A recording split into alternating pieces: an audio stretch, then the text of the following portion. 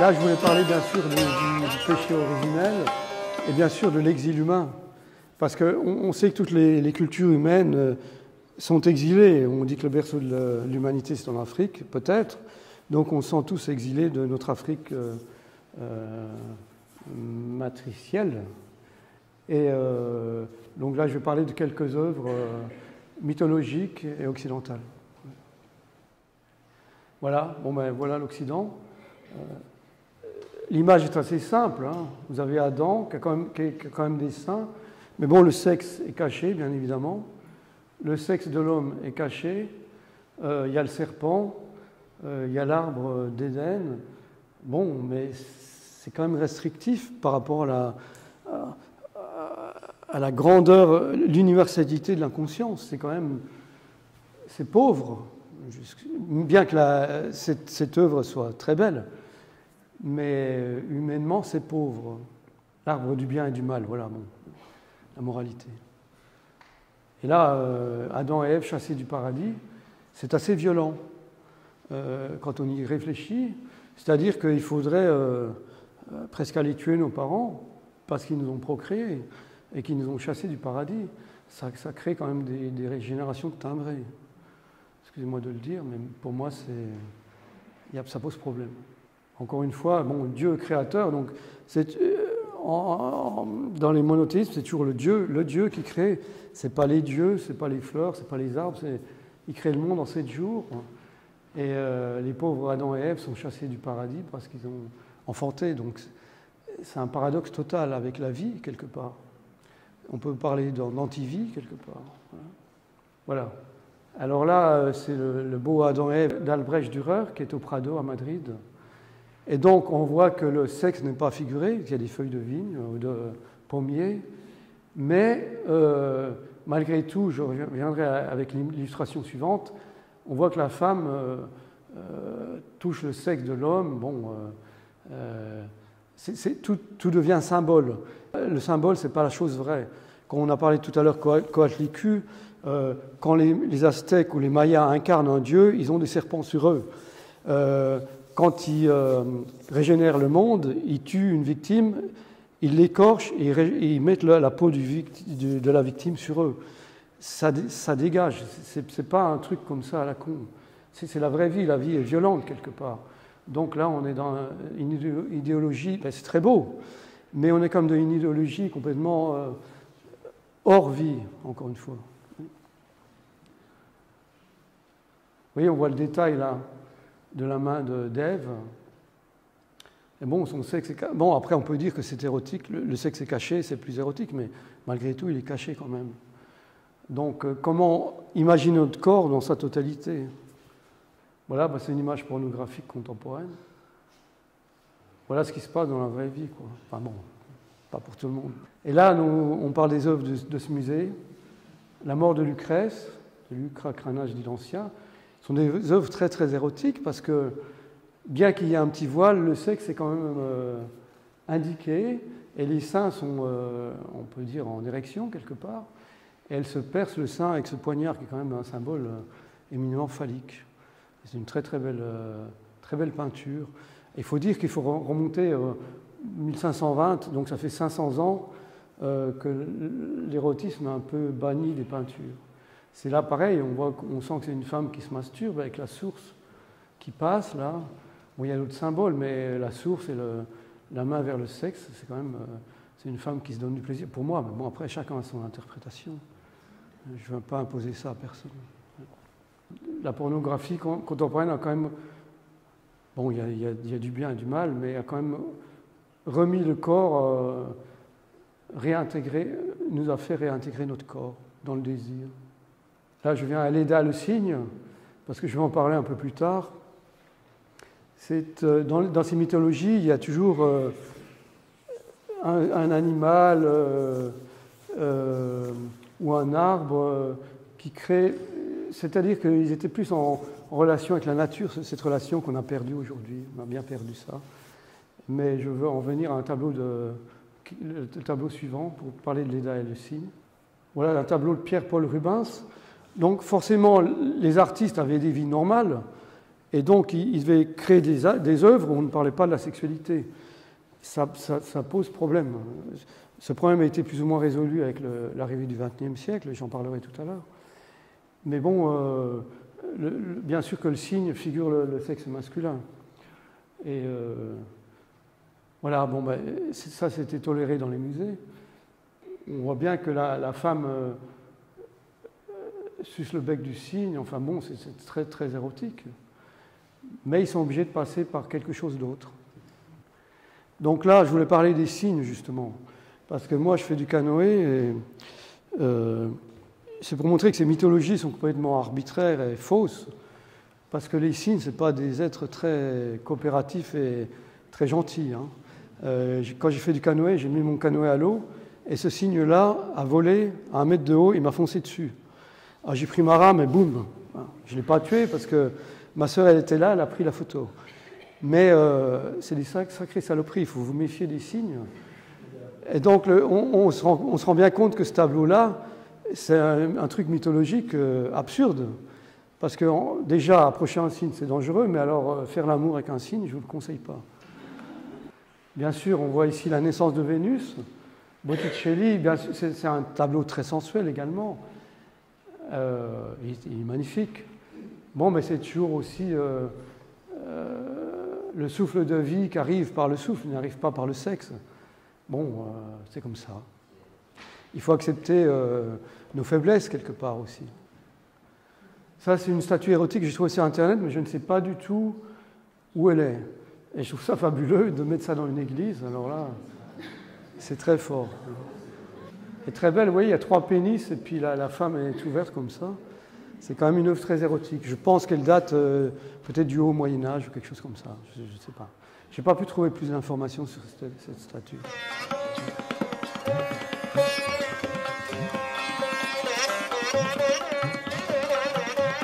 Je veux parler de cette sortie du paradis et d'Ulysse, parce que bien sûr c'est un peu le périple d'Ulysse, qui a laissé sa femme à la maison, et puis qui revient après 10 ans d'absence, et sa pauvre Pénélope qui tisse sa tapisserie en l'attendant. Bon, comme j'ai dit auparavant, on est tous un peu en exil, et je voulais parler des sirènes d'Ulysse, et de la peur, la terreur de la jouissance féminine. Ici, on voit une statue du Moyen-Âge, aux traits grotesques, présentant une exagération des organes vitaux. C'est en Angleterre. Et donc, à une certaine période, l'Église, disons au Xe, XIe siècle, les gens montraient encore le sexe, mais peut-être pour effrayer le monde aussi. Ça, c'est assez effrayant, quelque part. Je parlerai tout à l'heure d'une artiste américaine qui a repris cette statue dans son travail. Aussi une statue, le sexe est bien marqué, là. C'est bien, avec les seins. Église romane. Voilà ce qu'on voit à partir du XVe siècle. Donc, la Vierge Marie ne fait qu'allaiter. C'est-à-dire qu'elle a été... Bon, je ne veux pas critiquer. Enfin bon, on connaît tous l'histoire. Et les hommes sont toujours asexués ou enfantins. Il n'y a plus d'hommes équiphaliques, comme on pourrait dire. C'est une procréation hors sol, quelque part, on pourrait parler de ça. Voilà. Ben, je trouve que cette image est assez érotique parce qu'elle est un peu contemporaine. Ce vêtement a fait un peu penser à des vêtements sadomaso. Je vois cette image de Madone entourée de séraphins et de chérubins. Voilà. Oui, c'est pareil. Bon, le poupon est un peu empoté, mais bon. Ouais. C'est intéressant quand même, malgré tout. Donc je reviens à Ulysse et ses sirènes. Vous voyez, donc Ulysse a dû se faire attacher sur sa tyrène pour ne pas succomber aux cris des femmes. Les cris des femmes, c'est les cris de jouissance féminine. Pourtant, il a eu d'autres aventures au cours de son périple, mais malgré tout, il a dû se faire enchaîner pour résister à son désir, à son propre désir. Et bon, quelque part, vivre en société, c'est un peu ça, c'est-à-dire il faut enchaîner nos désirs pour pouvoir cohabiter ensemble. Bien sûr, on ne veut pas être fou comme ça, j'en parlerai tout à l'heure. Mais c'est une image intéressante, enfin pas cette image-là, mais cette histoire de s'enchaîner, de demander d'être enchaîné pour ne pas accéder à l'énergie vitale, il faut y réfléchir. Voilà, on voit une autre sirène, un centaure. Donc pour parler de la sexualité, on est obligé de se couper le corps en corps animal. C'est assez problématique. Voilà encore Ulysse et les sirènes, c'est une belle mosaïque romaine. Mais on pensait que l'Antiquité était une période de grande liberté sexuelle, mais peut-être pas tant que ça. Il faut réfléchir quand même.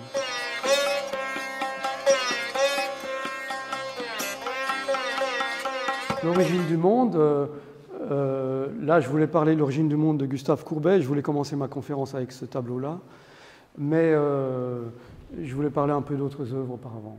Parce que tout le monde connaît l'origine du monde comme un des seuls tableaux d'un sexe de femme dans l'histoire de l'art. Et auparavant, avant de parler de ça, je voulais citer Anselm Kiefer, qui est un artiste contemporain allemand. L'éthique, ça n'existe pas dans l'art, parce que l'éthique et la moralité sont toujours liées au temps.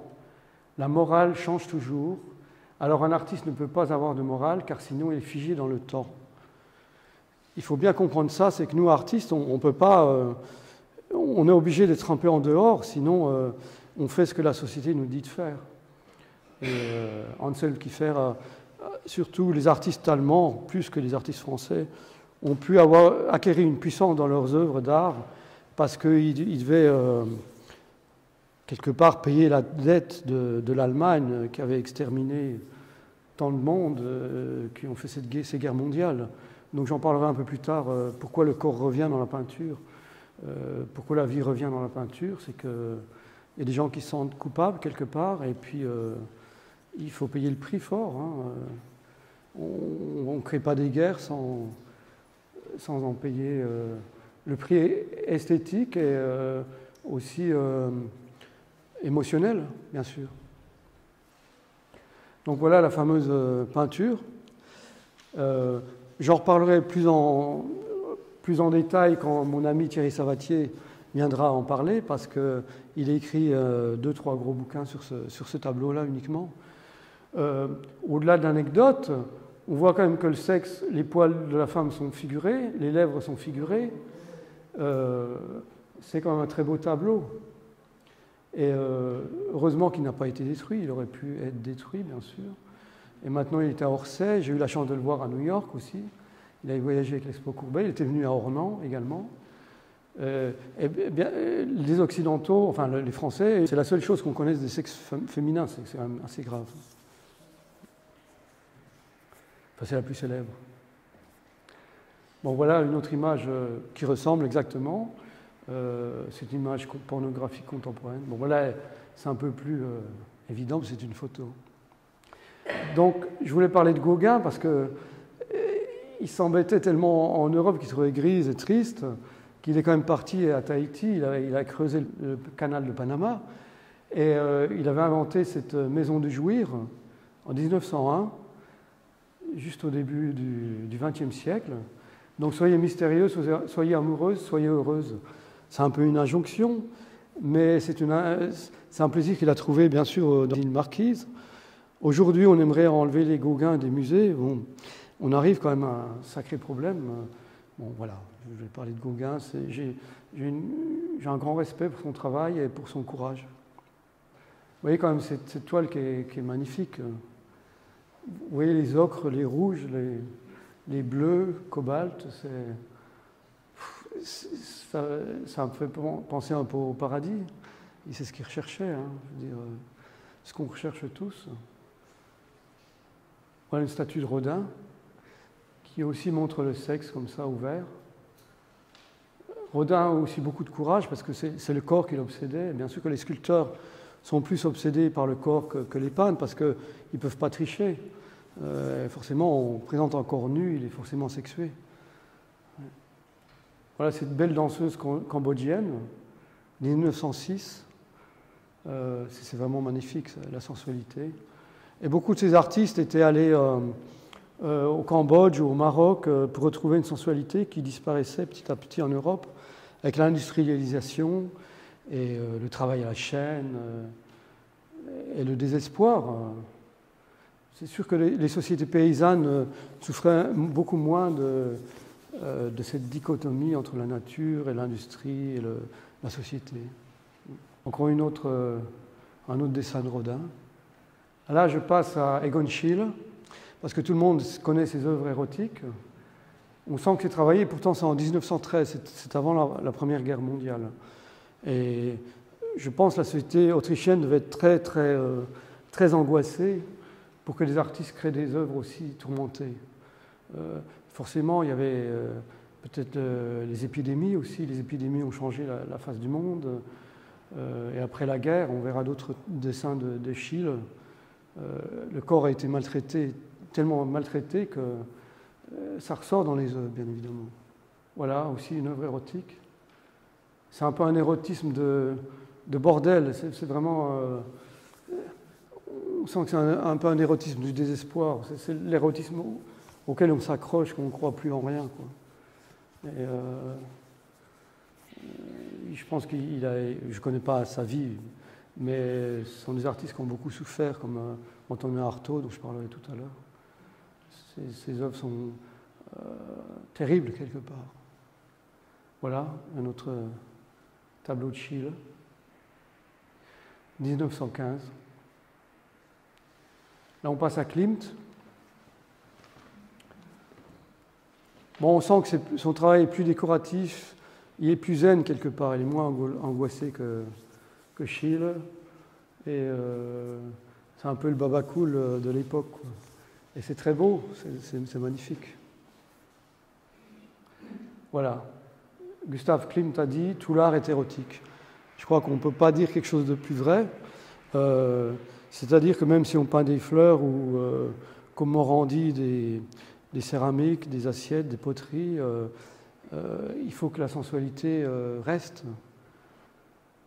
Et là, je voulais évoquer ces demoiselles d'Avignon et rendre hommage à Picasso. Bon, ce tableau, je le connais très bien parce qu'il était au MoMA à New York.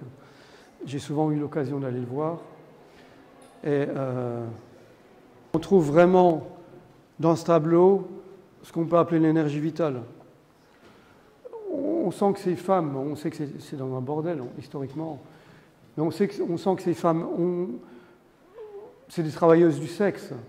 On sent qu'elles sont là pour séduire et pour, quelque part, être baisées. C'est Eros incarné, avec ses yeux à la Picasso, comme ça. On ne sait pas si c'est elle qui nous regarde ou si on les regarde. C'est un effet miroir assez impressionnant. C'est une toile que j'aime beaucoup.